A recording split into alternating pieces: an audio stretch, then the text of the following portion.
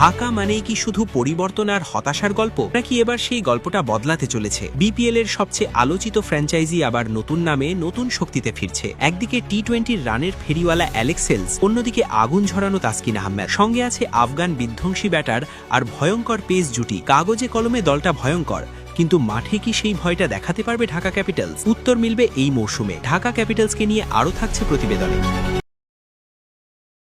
Bangladesh premier লিগে Dhaka franchise মানেই বরাবরই আলোচনার কেন্দ্রবিন্দু। এক এক আসরে এক এক মালিক, এক এক পরিকল্পনা আর এক এক গল্প। 2025 বিপিএল থেকে ঢাকার নতুন নাম ঢাকা ক্যাপিটালস। প্রসাধনী পণ্য বিপণনকারী প্রতিষ্ঠান রিমার্ক হারলানের মালিকানায় এবার নতুনভাবে সাজানো হয়েছে দলটি। শেষ আসরের হতাশাজনক পারফরমেন্স, মাত্র 3 জয় আর 9 হারে লিগ পর্ব থেকেই বিদায়, ঢাকাকে বাধ্য করেছে কঠিন আত্মমালোচনায়। ইংলিশ কোচ টবি রেডফোর্ডের অধীনে এবার অভিজ্ঞতা আর তারুণ্যের মিশলে দল সাজিয়েছে ঢাকা ক্যাপিটালস। সবচেয়ে বড় শক্তির জায়গা তাদের বোলিং আক্রমণের নেতা তাসকিন আহমেদ। বিপিএল এর ইতিহাসে সাকিব আল হাসানের পর দ্বিতীয় সর্বোচ্চ উইকেট শিকারী এই পেসার ঢাকার বড় ভরসা। 89 ইনিংসে 127 উইকেট নেওয়া তাসকিন শুধু ধারাবাহিকই নন, তিনি ম্যাচ জেতানো বোলার। দুর্বার রাজশাহীর হয়ে আগের আসরে সর্বোচ্চ উইকেট শিকারী ছিলেন তাসকিন। বিপিএল এর ইতিহাসের সেরা বোলিং স্পেল, 19 রানে 7 উইকেট, এখনও দর্শকদের মনে গেঁথে আছে। এক মৌসুমে সর্বোচ্চ 25 উইকেট নেওয়ার রেকর্ডও তার দখলে। এই এক্স ফ্যাক্টর পেসারকে সামনে রেখেই ঢাকার বোলিং আক্রমণ সাজানো। ব্যাটিংয়ে ঢাকার সবচেয়ে বড় শক্তি তাদের টপ অর্ডার। ছন্দে থাকা সাইফ হাসানের সঙ্গে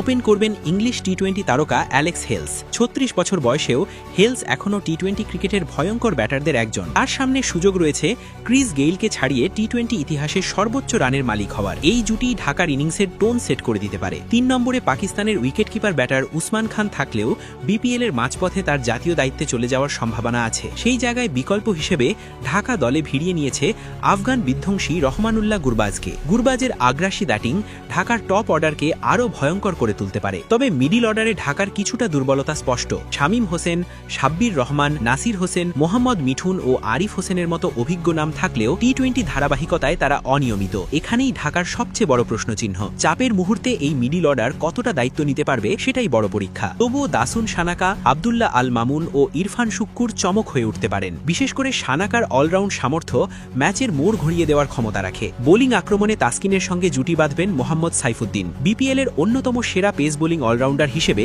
সাইফুদ্দিন নতুন বলে ও ডেথ অফারে গুরুত্বপূর্ণ ভূমিকা রাখতে পারেন। তাদের সঙ্গে তরুণ মারুফ মৃধা বাড়তি গতি যোগ করবেন। স্পিন বিভাগে থাকছেন তাইজুল ইসলাম, ইমাদ ওয়াসিম ও আফগান স্পিনার জুবাইরুল্লাহ আকবরী। তবে স্পিন আক্রমণে অভিজ্ঞতা থাকলেও ম্যাচ জেতানো ধারাবাহিকতা নিয়ে কিছুটা শঙ্কা থেকেই যাচ্ছে। সব মিলিয়ে ঢাকা ক্যাপিটালসের শক্তি টপ অর্ডার ব্যাটিং আর পেস বোলিং আক্রমণ, দুর্বলতা মিডিল অর্ডার আর স্পিন বিভাগে। যদি তাসকিন সাইফুদ্দিন শুরুতেই নিয়ন্ত্রণ নিতে পারেন এবং টপ অর্ডার নিয়মিত রান দেয়, তাহলে ঢাকা এবার সত্যিই বাজিমাত করতে পারে। কিন্তু চাপের মুহূর্তে পুরনো ভুল করলে গল্পটা আবারও বদলে যেতে পারে।